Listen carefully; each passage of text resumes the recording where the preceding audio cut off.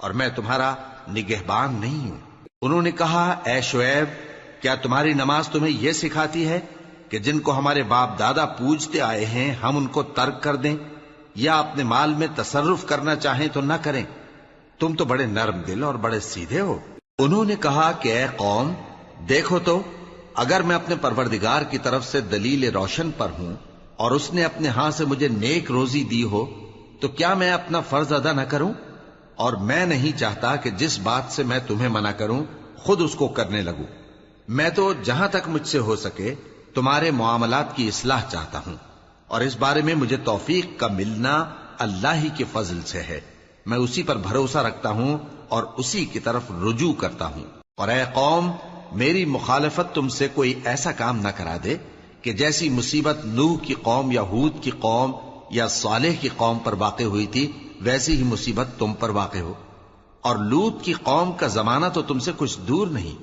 اور اپنے پروردگار سے بخشش مانگو اور اس کے آگے توبہ کرو، بے شک میرا پروردگار بڑا مہربان ہے، بہت محبت کرنے والا ہے۔ انہوں نے کہا کہ شعیب، تمہاری بہت سی باتیں ہماری سمجھ میں نہیں آتی، اور ہم دیکھتے ہیں کہ تم ہم میں کمزور بھی ہو، اور اگر تمہارے بھائی بند نہ ہوتے تو ہم تم کو سنسار کر دیتے، اور تم ہم پر کسی طرح بھی غالب نہیں ہو۔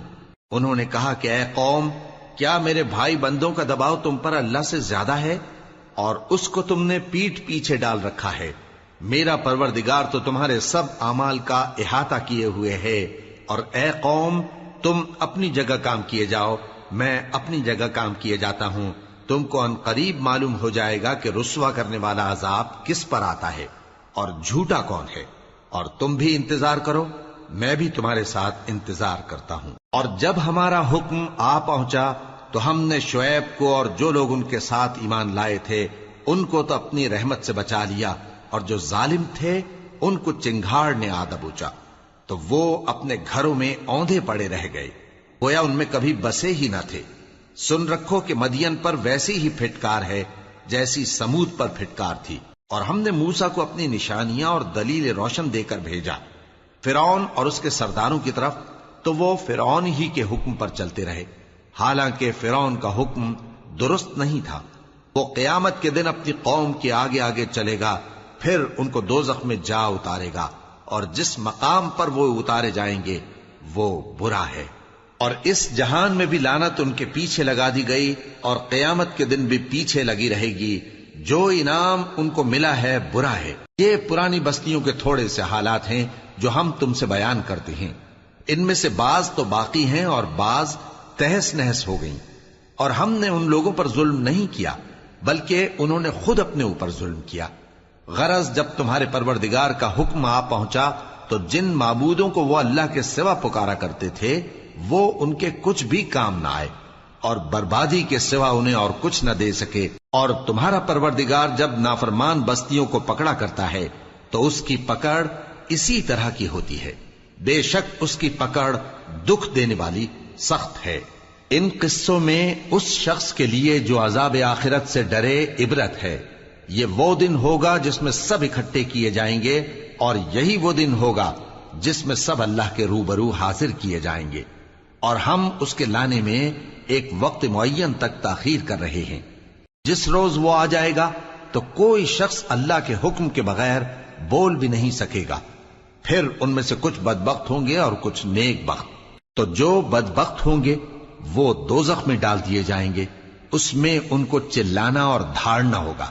جب تک آسمان و زمین ہیں وہ اسی میں رہیں گے مگر جتنا تمہارا پروردگار چاہے، بے شک تمہارا پروردگار جو چاہتا ہے کر دیتا ہے۔ اور جو نیک بخت ہوں گے وہ بہشت میں داخل کیے جائیں گے، اور جب تک آسمان اور زمین ہیں ہمیشہ اسی میں رہیں گے مگر جتنا تمہارا پروردگار چاہے۔ یہ اللہ کی بخشش ہے جو کبھی منقطع نہیں ہوگی۔ تو یہ لوگ جو غیر اللہ کی پرستش کرتے ہیں اس سے تم شک میں نہ پڑنا، یہ اسی طرح پرستش کرتے ہیں جس طرح پہلے سے ان کے باپ دادا پرستش کرتے آئے ہیں، اور ہم ان کو ان کا حصہ پورا پورا بغیر کچھ کم کیے دینے والے ہیں۔ اور ہم نے موسیٰ کو کتاب دی تو اس میں اختلاف کیا گیا، اور اگر تمہارے پروردگار کی طرف سے ایک بات پہلے نہ ہو چکی ہوتی تو ان میں فیصلہ کر دیا جاتا، اور وہ تو اس کی طرف سے بڑے بھاری شک میں پڑے ہوئے ہیں۔ اور تمہارا پروردگار ان سب کو قیامت کے دن ان کے اعمال کا پورا پورا بدلہ دے گا. بے شک جو عمل یہ کرتے ہیں وہ اس سے واقف ہے. سو اے پیغمبر، جیسا تم کو حکم ہوتا ہے اس پر تم اور جو لوگ تمہارے ساتھ تائب ہوئے ہیں قائم رہو، اور حد سے تجاوز نہ کرنا.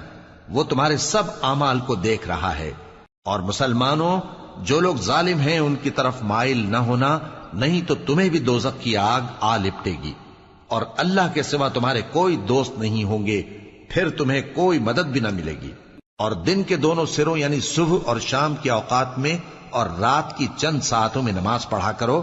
کچھ شک نہیں کہ نیکیاں گناہوں کو دور کر دیتی ہیں. یہ ان کے لیے نصیحت ہے جو نصیحت قبول کرنے والے ہیں.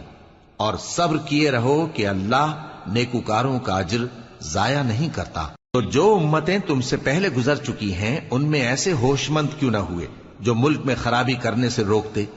ہاں، ایسے تھوڑے سے تھے جن کو ہم نے ان میں سے نجات بخشی، اور جو ظالم تھے وہ انہی باتوں کے پیچھے لگے رہے جن میں عیش و آرام تھا، اور وہ گناہوں میں ڈوبے ہوئے تھے. اور تمہارا پروردگار ایسا نہیں ہے کہ بستیوں کو جبکہ وہاں کے باشندے نیکوکار ہوں از راہ ظلم تباہ کر دے.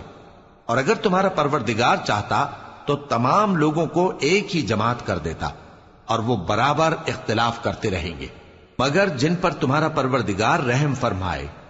اور اسی لیے اس نے ان کو پیدا کیا ہے.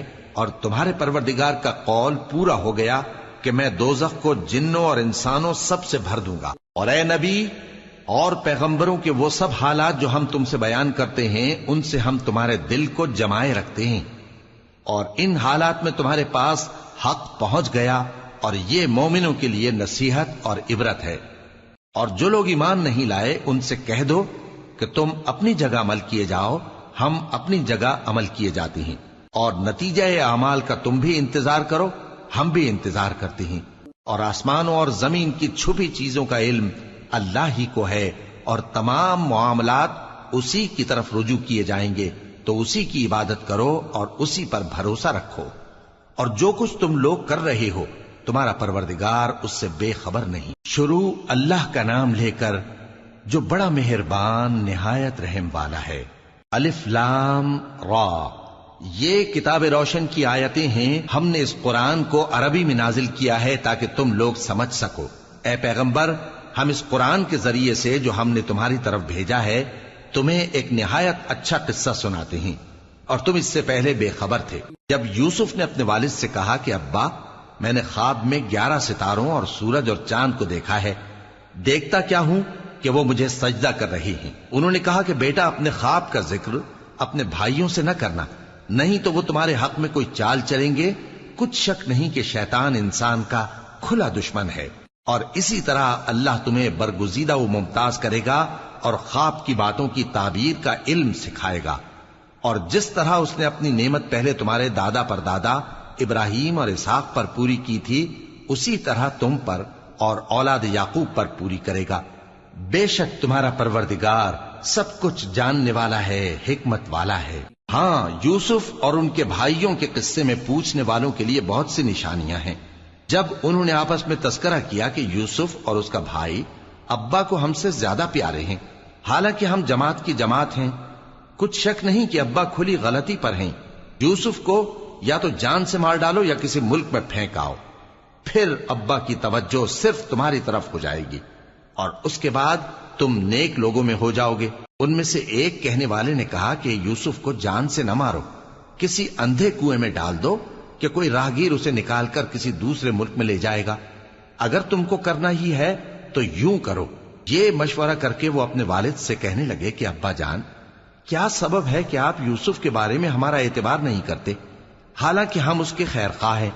کل اسے ہمارے ساتھ بھیج دیجئے کہ خوب میوے کھائے اور کھیلے کودے، ہم اس کے نگہبان ہیں. انہوں نے کہا کہ یہ امر مجھے غمناک کیے دیتا ہے کہ تم اسے لے جاؤ، یعنی وہ مجھ سے جدا ہو جائے، اور مجھے یہ بھی خوف ہے کہ تم کھیل میں اس سے غافل ہو جاؤ اور اسے بھیڑیا کھا جائے.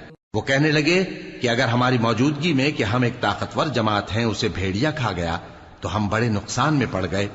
غرض جب وہ اس کو لے گئے اور اس بات پر اتفاق کر لیا کہ اس کو اندھے کنویں میں ڈال دیں، اور ہم نے یوسف کی طرف وحی بھیجی کہ ایک وقت ایسا آئے گا کہ تم انہیں ان کے اس سلوک سے آگاہ کرو گے اور ان کو اس وحی کی کچھ خبر نہ ہوگی۔ اور یہ حرکت کر کے وہ رات کے وقت باپ کے پاس روتے ہوئے آئے، کہنے لگے کہ ابا جان، ہم تو دوڑنے اور ایک دوسرے سے آگے نکلنے میں مصروف ہو گئے اور یوسف کو اپنے اسباب کے پاس چھوڑ گئے تو اسے بھیڑیا کھا گیا، اور آپ ہماری بات کو گو ہم سچ ہی کہتے ہیں باور نہیں کریں گے، اور ان کے کرتے پر جھوٹ موٹ کا لہو بھی لگا لائے۔ یعقوب نے کہا کہ یوں نہیں ہے، بلکہ تم اپنے دل سے یہ بات بنا لائے ہو۔ اچھا، صبر کہ وہی خوب ہے، اور جو تم بیان کرتے ہو اس کے بارے میں اللہ ہی سے مدد چاہیے۔ اور اب اللہ کی شان دیکھو کہ اس کنویں کے قریب ایک قافلہ آوارد ہوا اور انہوں نے پانی کے لیے اپنا سقا بھیجا تو اس نے کنویں میں ڈول لٹکایا، یوسف اس سے لٹک گئے۔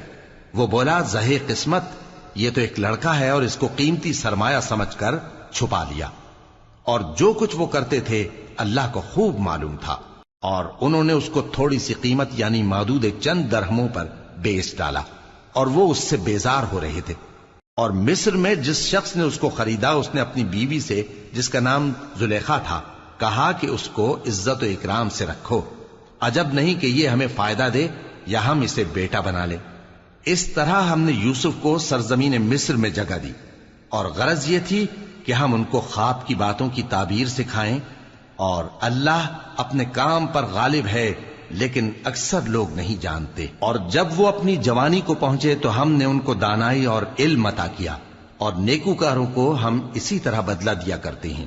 اور جس عورت کے گھر میں وہ رہتے تھے اس نے ان کو اپنی طرف مائل کرنا چاہا، اور دروازے بند کر کے کہنے لگی، یوسف جلدی آؤ۔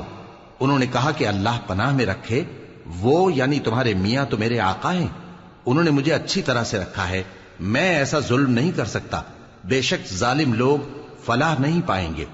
اور اس عورت نے ان کا قصد کیا اور انہوں نے اس کا قصد کیا۔ اگر وہ اپنے پروردگار کی نشانی نہ دیکھتے تو جو ہوتا سو ہوتا۔ یوں اس لیے کیا گیا کہ ہم ان سے برائی اور بے حیائی کو روک دیں، بے شک وہ ہمارے چنے ہوئے بندوں میں سے تھے۔ اور دونوں دروازے کی طرف بھاگے، آگے یوسف، پیچھے زلیخا، اور عورت نے ان کا کرتا پیچھے سے پکڑ کر جو کھینچا تو پھاڑ ڈالا، اور دونوں کو دروازے کے پاس عورت کا خاوند مل گیا۔ تو عورت بولی کہ جو شخص تمہاری بیوی کے ساتھ برا ارادہ کرے اس کی اس کے سوا کیا سزا ہے کہ یا تو قید کیا جائے یا اسے دکھ کا عذاب دیا جائے۔ یوسف نے کہا، اسی نے مجھ کو اپنی طرف مائل کرنا چاہا تھا، اور اس کے خاندان میں سے ایک گواہ نے گواہی دی کہ اگر اس کا کرتا آگے سے پھٹا ہو تو یہ سچی اور یوسف جھوٹا ہے، اور اگر کرتا پیچھے سے پھٹا ہو تو یہ جھوٹی اور وہ سچا ہے۔ سو جب اس کا کرتا دیکھا تو پیچھے سے پھٹا تھا، تب اس نے زلیخا سے کہا کہ یہ تمہارا ہی فریب ہے، اور کچھ شک نہیں کہ تم عورتوں کے فریب بڑے بھاری ہوتے ہیں۔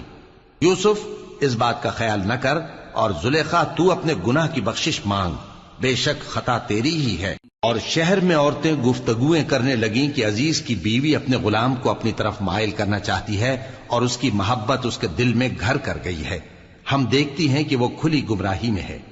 پھر جب زلیخا نے ان عورتوں کی گفتگو جو حقیقت میں دیدار یوسف کے لیے ایک چال تھی سنی تو ان کے پاس دعوت کا پیغام بھیجا اور ان کے لیے ایک محفل مرتب کی، اور پھل تراشنے کے لیے ہر ایک کو ایک ایک چھری دی، اور یوسف سے کہا کہ ان کے سامنے آؤ۔ جب عورتوں نے ان کو دیکھا تو ان کا روب حسن ان پر ایسا چھا گیا کہ پھل تراشتے تراشتے اپنے ہاتھ کاٹ لیے، اور بے ساختہ بول اٹھیں کہ اللہ پاک ہے، یہ آدمی نہیں، یہ تو کوئی بزرگ فرشتہ ہے۔ زلیخا نے کہا، تو یہ وہی ہے جس کے بارے میں تم مجھے تانے دیتی تھیں، اور بے شک میں نے اس کو اپنی طرف مائل کرنا چاہا مگر یہ بچا رہا، اور اگر یہ وہ کام نہ کرے گا جو میں اسے کہتی ہوں تو قید کر دیا جائے گا اور ذلیل ہوگا۔ یوسف نے دعا کی کہ پروردگار، جس کام کی طرف یہ مجھے بلاتی ہیں اس کی نسبت مجھے قید پسند ہے، اور اگر تو مجھ سے ان کے فریب کو نہ ہٹائے گا تو میں ان کی طرف مائل ہو جاؤں گا اور نادانوں میں سے ہو جاؤں گا۔ پس ان کے رب نے ان کی دعا قبول کر لی اور ان سے عورتوں کا داؤں ٹال دیا، بے شک وہی تو سننے والا ہے، جاننے والا ہے۔ پھر باوجود اس کے کہ وہ لوگ ان کی بے گناہی کے نشان دیکھ چکے تھے، ان کی رائے یہی ٹھہری کہ کچھ عرصے کے لیے ان کو قید ہی کر دیں۔ اور ان کے ساتھ دو اور جوان بھی داخل زندہ ہوئے۔ ایک نے ان میں سے کہا کہ میں نے خواب دیکھا ہے، دیکھتا کیا ہوں کہ شراب کے لیے انگور نچوڑ رہا ہوں۔ دوسرے نے کہا کہ میں نے بھی خواب دیکھا ہے، میں یہ دیکھتا ہوں کہ اپنے سر پر روٹیاں اٹھائے ہوئے ہوں اور پرندے ان میں سے کھا رہے ہیں، تو ہمیں ان کی تعبیر بتا دیجئے کہ ہم تمہیں نیکوکار دیکھتے ہیں۔ یوسف نے کہا کہ جو کھانا تم کو ملنے والا ہے وہ آنے نہیں پائے گا کہ میں اس سے پہلے تم کو اس کی تعبیر بتا دوں گا۔ یہ ان باتوں میں سے ہے جو میرے پروردگار نے مجھے سکھائی ہیں۔ جو لوگ اللہ پر ایمان نہیں لاتے اور آخرت کا انکار کرتے ہیں، میں نے ان کا مذہب چھوڑ دیا ہے اور میں اپنے باپ دادا ابراہیم اور اسحاق اور یعقوب کے مذہب پر چلتا ہوں۔ ہمیں شایع نہیں ہے کہ کسی چیز کو اللہ کے ساتھ شریک بنائیں، یہ اللہ کا فضل ہے ہم پر بھی اور لوگوں پر بھی، لیکن اکثر لوگ شکر نہیں کرتے۔ اے میرے قید خانے کے رفیقو، بھلا کئی جدا جدا آقا اچھے یا اللہ جو اکیلا ہے سب پر غالب ہے؟ جن چیزوں کی تم اللہ کے سوا پرستش کرتے ہو وہ صرف نام ہی نام ہیں جو تم نے اور تمہارے باپ دادا نے رکھ لیے ہیں، اللہ نے ان کی کوئی سند نازل نہیں کی۔ سن رکھو کہ اللہ کے سوا کسی کی حکومت نہیں ہے، اس نے ارشاد فرمایا ہے کہ اس کے سوا کسی کی عبادت نہ کرو، یہی سیدھا دین ہے، لیکن اکثر لوگ نہیں جانتے۔ اے میرے قید خانے کے رفیقو، تم میں سے ایک جو پہلا خواب بیان کرنے والا ہے وہ تو اپنے آقا کو شراب پلایا کرے گا، اور جو دوسرا ہے وہ سولی دیا جائے گا اور پرندے اس کا سر نوچ کھائیں گے۔ جو بات تم مجھ سے پوچھتے تھے وہ فیصل ہو چکی ہے۔ اور ان دونوں میں سے جس کی نسبت یوسف نے خیال کیا کہ وہ رہائی پا جائے گا، اس سے کہا کہ اپنے آقا سے میرا ذکر بھی کر دینا۔ پھر شیطان نے اسے ان کا اپنے آقا سے ذکر کرنا بھلا دیا اور یوسف کئی برس قید خانے ہی میں رہے۔ اور بادشاہ نے کہا کہ میں نے خواب دیکھا ہے، دیکھتا کیا ہوں کہ 7 موٹی گائیں ہیں جن کو 7 دبلی گائیں کھا رہی ہیں، اور 7 خوشے سبز ہیں اور 7 خشک۔ اے درباریو، اگر تم خوابوں کی تعبیر دے سکتے ہو تو مجھے میرے خواب کی تعبیر بتاؤ۔ انہوں نے کہا یہ خواب تو پریشان خیالی سے ہیں اور ہمیں ایسے خوابوں کی تعبیر نہیں آتی۔ اور وہ شخص جو دونوں قیدیوں میں سے رہائی پا گیا تھا اور جسے مدت کے بعد وہ بات یاد آ گئی، بول اٹھا کہ میں آپ کو اس کی تعبیر لا بتاتا ہوں، مجھے قید خانے جانے کی اجازت دیجیے۔ غرض وہ یوسف کے پاس آیا اور کہنے لگا، یوسف، اے بڑے سچے یوسف، ہمیں اس خواب کی تعبیر بتائیے کہ 7 موٹی گایوں کو 7 دبلی گائیں کھا رہی ہیں، اور 7 خوشے سبز ہیں اور 7 سوکھے، تاکہ میں لوگوں کے پاس واپس جا کر تعبیر بتاؤں۔ عجب نہیں کہ وہ تمہاری قدر جانے۔ انہوں نے کہا کہ تم لوگ 7 سال متواتر کھیتی کرتے رہو گے، تو جو غلہ کاٹو تو تھوڑے سے غلے کے سوا جو کھانے میں آئے باقی کو خوشوں میں ہی رہنے دینا۔ پھر اس کے بعد خشک سالی کے 7 سخت سال آئیں گے کہ جو غلہ تم نے جمع کر رکھا ہوگا وہ سب کو کھا جائیں گے، صرف وہی تھوڑا سا رہ جائے گا جو تم احتیاط سے رکھ چھوڑو گے۔ پھر اس کے بعد ایک ایسا سال آئے گا کہ خوب مے برسے گا اور لوگ اس میں رس نچوڑیں گے۔ اور یہ تعبیر سن کر بادشاہ نے حکم دیا کہ یوسف کو میرے پاس لے آؤ۔ سو جب قاصد ان کے پاس گیا تو انہوں نے کہا کہ اپنے آقا کے پاس واپس جاؤ اور اس سے پوچھو کہ ان عورتوں کا کیا حال ہے جنہوں نے اپنے ہاتھ کاٹ لیے تھے، بے شک میرا پروردگار ان کے فریب سے خوب واقف ہے۔ بادشاہ نے عورتوں سے پوچھا کہ تمہارا کیا قصہ تھا جب تم نے یوسف کو اپنی طرف مائل کرنا چاہا؟ سب بول اٹھیں کہ اللہ پاک ہے، ہم نے اس میں کوئی برائی معلوم نہیں کی۔ عزیز کی بیوی نے کہا، اب سچی بات تو ظاہر ہو ہی گئی ہے، اصل یہ ہے کہ میں نے اس کو اپنی طرف مائل کرنا چاہا تھا اور وہ بے شک سچا ہے۔ یوسف نے کہا کہ میں نے یہ بات اس لیے پوچھی ہے کہ عزیز کو یقین ہو جائے کہ میں نے اس کی پیٹھ پیچھے اس کی امانت میں خیانت نہیں کی، اور اللہ خیانت کرنے والوں کی چال کو چلنے نہیں دے۔